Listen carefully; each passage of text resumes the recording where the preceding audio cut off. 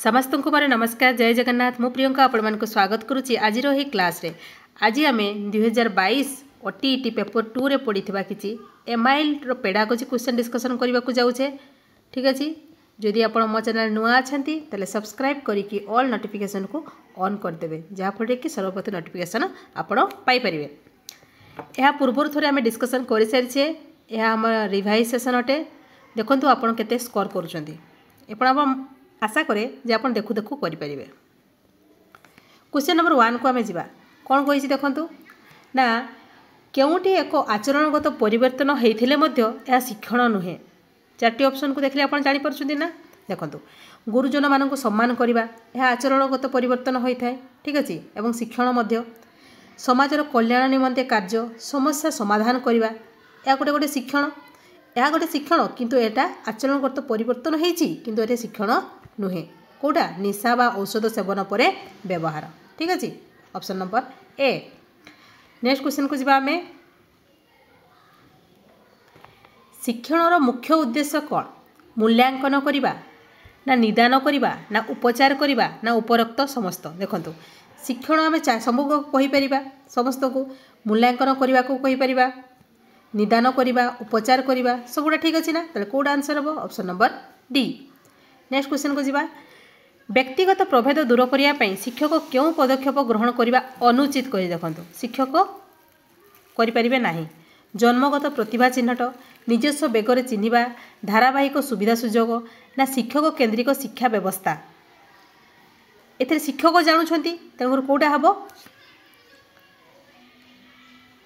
अनुचित कही। देखो कौन करवा अनुचित माने तीनोटी जाक उचित जन्मगत प्रतिभा चिन्हट निजस्व बेगर चिन्हवा धारावाहिक सुविधा या पॉजिटिव वे कहुई किंतु शिक्षक केन्द्रिक पंथा अवलंबन करेंगे कि नाई। तेणु कौटा हम option number D. Next question को जीवा शिक्षार्थीर आचरण में परिवर्तन डैश द्वारा संभव होता है। देखो पिलामानकर परिवर्तन आचरण में परिवर्तन क्या द्वारा हो पाठ्यक्रम ना परिवेश ना शिक्षण ना निर्देश यह शिक्षण द्वारा होता है। ठीक अच्छे नेक्स्ट क्वेश्चन को जीवा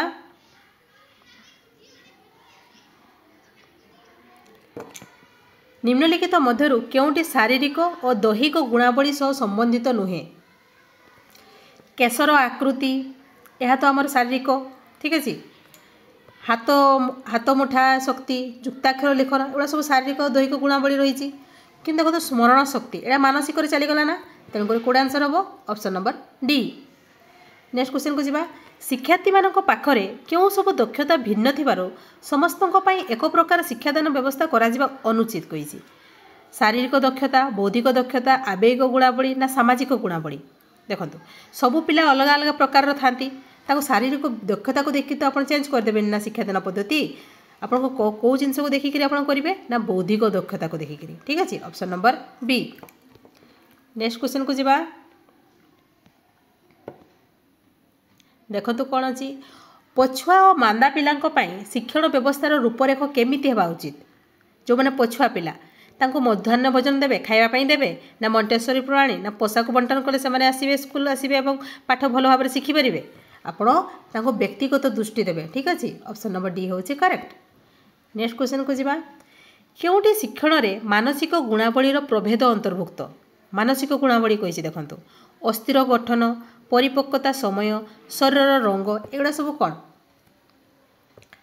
एगुड़ा हूँ आम शारीरिक कथा कही। ठीक अच्छे तेल मानसिक कौटा बोध शक्ति। ठीक अच्छे तेल कौटा आंसर हम ऑप्शन नंबर बी।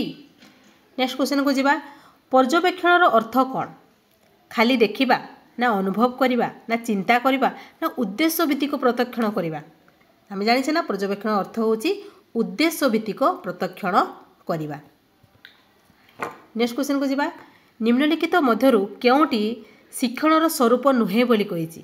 यह एक आचरणगत परिवर्तन ना एक उद्देश्यपूर्ण कार्य ना एक निष्क्रिय प्रक्रिया ना शिक्षण हूँ विकास। देखो नेगेटिव गोटे कौटा अच्छी ये तीनोटी तो पॉजिटिव अच्छी। देखो आचरणगत परिवर्तन उद्देश्यपूर्ण कार्य शिक्षण विकास या पॉजिटिव अच्छी। नेगेटिव कौटा है निष्क्रिय प्रक्रिया निष्क्रिय कही ना। तेणुकर कौटा शिक्षण हम नहीं बा स्वरूप नुहे ऑप्शन नंबर सी। ठीक अच्छे एतिक समाप्त होला। जदि आपको भल लगिला लाइक शेयर करने जमार भूलें और नुआ अच्छा सब्सक्राइब करके ऑल नोटिफिकेशन को ऑन करदे। Thank you. जय जगन्नाथ। Thank you.